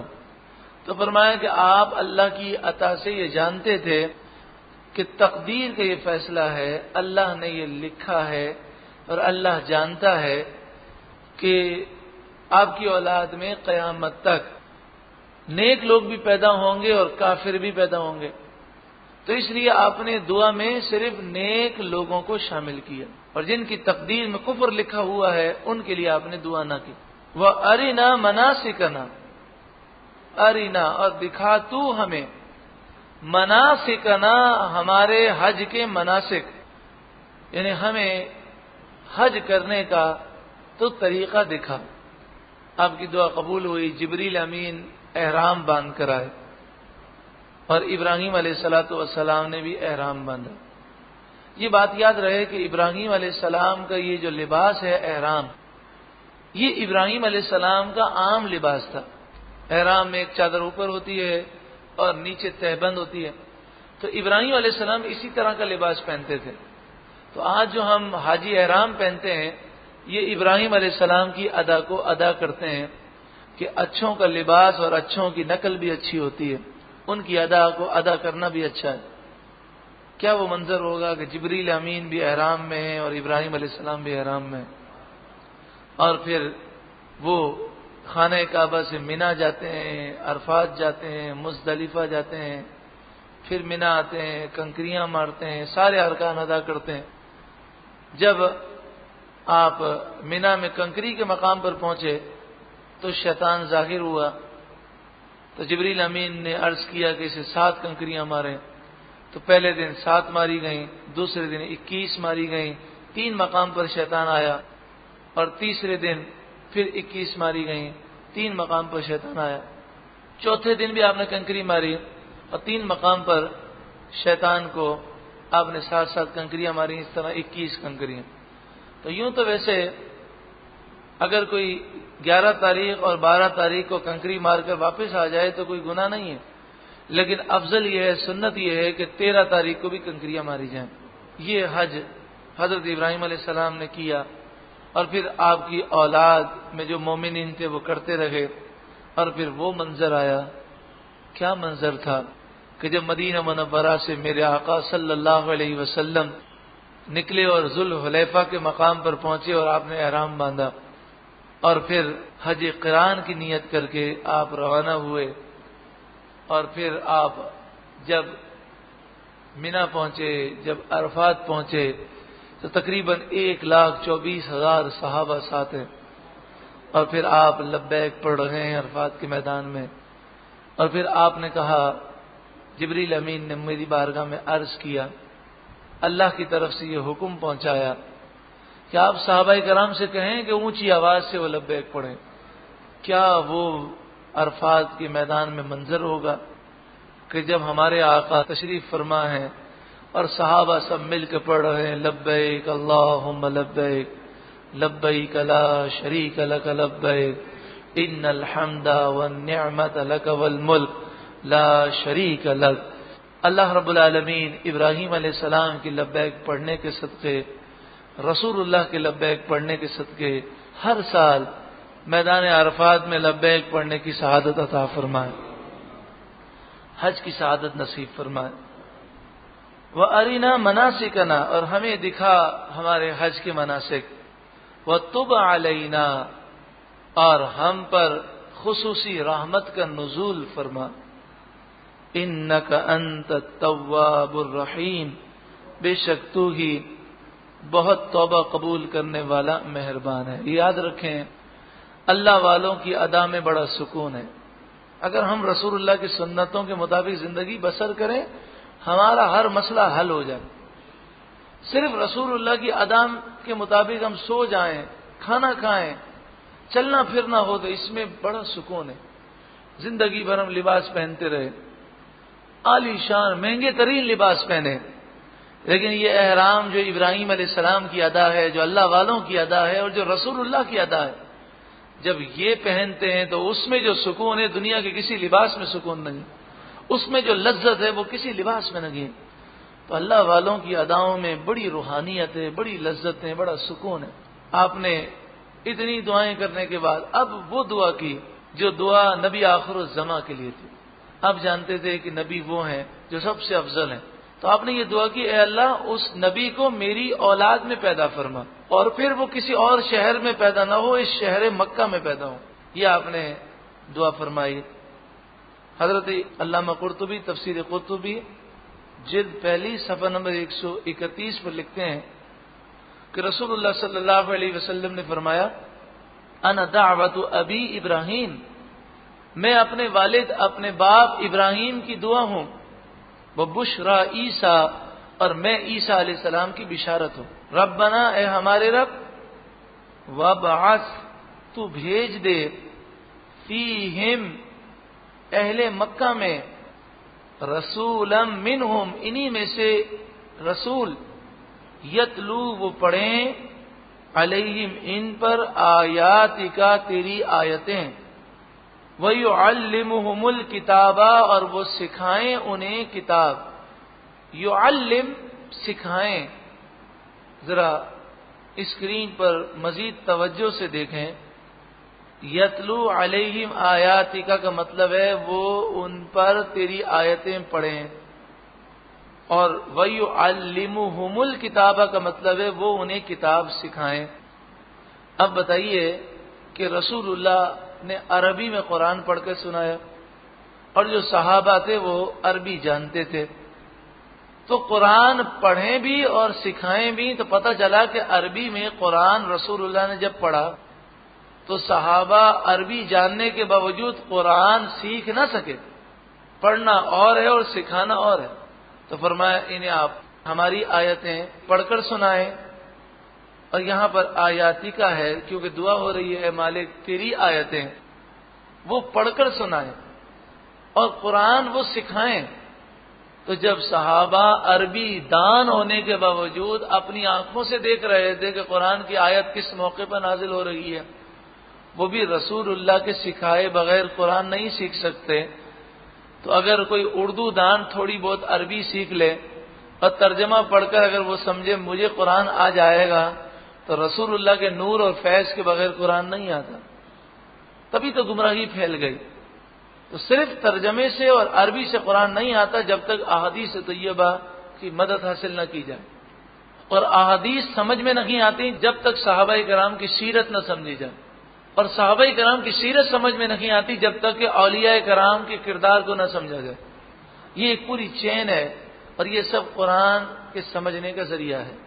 والحکمہ، اور حکمت سکھائیں۔ حکمت سے مراد سنت ہے، حکمت سے مراد شرعی احکام ہے، حکمت سے مراد اسرار کا علم ہے۔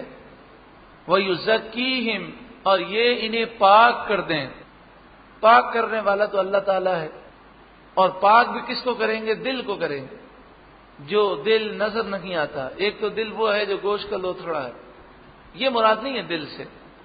دل سے مراد وہ جوہر لطیف ہے کہ جو ربانی تجلیات کا مرکز ہے، جب وہ کالا ہو جائے تو عبادت میں دل نہیں لگتا، اور وہ روشن ہو تو انسان بہت اعلی مقام پر فائز ہوتا ہے، تو اسے رسول اللہ پاک کریں۔ تو حقیقی پاک کرنے والا اللہ ہے، اور رسول اللہ اللہ کی عطا سے پاک فرماتے ہیں۔ تو کیسے پاک کرتے ہیں؟ کہ وہ سینہ کاٹتے ہیں، پھر دل نکالتے ہیں، پھر اس کو دھوتے ہیں؟ نہیں، اپنی نظر سے پاک فرماتے ہیں۔ بس نظر مصطفیٰ جس پر پڑ جائے اس کا دل پاک ہو جاتا ہے۔ اور پھر یہ بات یاد رکھیں کہ سارے اولیاء اور سارے علماء مل کر بھی کسی صحابی کے درجے کو نہیں پہنچ سکتے، کیونکہ صحابی نے ایمان کی حالت میں رسول اللہ کو دیکھ لیا اور ایمان پر خاتمہ ہوا، تو رسول اللہ نے ایک نظر میں آپ کو وہ دل کی پاکیزگی عطا فرمائی اور وہ علوم عطا فرمائے کہ ساری دنیا، ساری زندگی علم حاصل کرتی رہے تو صحابہ کرام کے نہ علم کو پہنچ سکتی ہے، نہ ایمان کی مضبوطی کو پہنچ سکتی ہے، نہ تقوی کو پہنچ سکتی ہے۔ یہ ہے نظر مصطفیٰ کا کمال۔ وَيُزَكِّيهِمْ، یہ انہیں پاک کریں، إِنَّكَ أَنْتَ الْعَزِيزُ الْحَكِيمُ، بے شک تو ہی غالب حکمت والا ہے۔ یہ حضرت ابراہیم علیہ السلام نے دعا کی حضور کی آمد سے 2775 سال پہلے۔ اس میں مختلف روایت ہے، بعض کہتے ہیں 4000 سال پہلے، بعض کہتے ہیں 3000 سال پہلے۔ ایک روایت یہ ہے کہ 2775 سال پہلے، یعنی ہم یہ کہہ سکتے ہیں سینکڑوں برس یا ہزاروں سال پہلے ابراہیم علیہ السلام نے دعا کی، اور آپ کو یہ بشارت دی گئی کہ آپ کی دعا قبول ہو گئی۔ لیکن ظہور کب ہوا؟ 2000 سال کے بعد۔ اس سے معلوم یہ ہوا کہ دعا قبول ہو جائے تو یہ ضروری نہیں کہ فوراً اس کا اثر ظاہر ہو جائے۔ تو ایسا کئی مرتبہ ہوتا ہے کہ انسان دعا کرتا ہے، اس کی دعا قبول ہوتی ہے، لیکن اس کا اثر کچھ وقفے کے بعد ظاہر ہوتا ہے۔ تو یہاں پر اس کا اثر اور ظہور 2000 سال کے بعد ہوا۔ اور موسیٰ علیہ السلام کی دعا انشاءاللہ تعالی ہم وہ سنیں گے کہ موسیٰ علیہ السلام نے فرعون کی ہلاکت کی دعا کی، ہارون علیہ السلام نے آمین کہا، تو انہیں فرمایا گیا کہ اللہ تعالیٰ نے آپ دونوں کی دعائیں قبول فرمائیں۔ لیکن فرعون ہلاک ہوا 40 سال کے بعد، تو دعا کا ظہور کب ہوا؟ 40 سال کے بعد۔ تو ہمیں جلدی نہیں کرنی چاہیے۔ یہ جو عنوان ہے یہ ضرور آپ سنیں، یہ کیسٹ، یہ CD ضرور حاصل کریں، جس کا عنوان ہے مجھے بہت جلدی ہے، مجھے بہت جلدی ہے۔ یہ موضوع ہے جو دعا میں جلدی مچاتے ہیں، اس کے کیا نقصانات ہیں اور دعا کے کیا آداب ہیں۔ مجھے بہت جلدی ہے، دعا کے آداب، یہ کیسٹ CD ضرور سنیں۔ اللہ رب العالمین ہمیں نور قرآن سے روشن منور فرمائے۔ پیارے آقا صلی اللہ علیہ وآلہ وسلم کے حق میں حضرت ابراہیم علیہ السلام نے ایک مرتبہ دعا مانگی، اور نبی اکرم صلی اللہ علیہ وآلہ وسلم نے جو درود پڑھنا سکھایا کہ نماز میں درود ابراہیمی پڑھو، تو اس میں ہر نماز میں جہاں رسول اللہ صلی اللہ علیہ وآلہ وسلم پر درود بھیجے گئے، وہاں حضرت ابراہیم علیہ السلام پر بھی درود بھیجنے کی دعا مانگی گئی۔ یعنی یہ جو درود ابراہیمی ہے، یہ وہ حضرت ابراہیم علیہ السلام کی جو دعا ہے اس کے شکرانے میں ہے، اور حضرت ابراہیم علیہ السلام کو رسول اللہ نے خود بھی دعا میں یاد رکھا اور اپنی امت کو بھی تعلیم دی کہ درود ابراہیمی اس طرح پڑھو کہ جہاں مجھ پر درود کا ذکر ہو وہاں میرے جد امجد حضرت ابراہیم علیہ السلام پر بھی درود کا ذکر ہو۔ امام بغوی شرح السنہ میں اور امام احمد بن حنبل آپ علیہ رحمہ اپنی مسند امام احمد بن حنبل میں اور تفسیر مظہری میں یہ بات لکھی ہے کہ نبی اکرم صلی اللہ علیہ وآلہ وسلم نے ارشاد فرمایا، میں اللہ کے نزدیک خاتم النبیین یعنی آخری نبی لکھا ہوا تھا، اس حال میں کہ ابھی حضرت آدم علیہ السلام کے پتلے کا خمیر ہو رہا تھا۔ میں تمہیں اپنے ابتدائی حال کی خبر دوں، میں ابراہیم علیہ السلام کی دعا ہوں اور عیسیٰ کی بشارت ہوں۔ میں اپنی ماں کے اس خواب کی تعبیر ہوں کہ جو انہوں نے خواب میری ولادت کے وقت دیکھا تھا، اور ان کے لیے ایک روشن نور ظاہر ہوا جس سے ملک شام کے ایوان اور محلات ان کے لیے روشن ہو گئے۔ پیارے آقا صلی اللہ علیہ وآلہ وسلم نے اس بات کا ذکر آپ نے کئی مرتبہ فرمایا کہ میں ابراہیم علیہ السلام کی دعا ہوں۔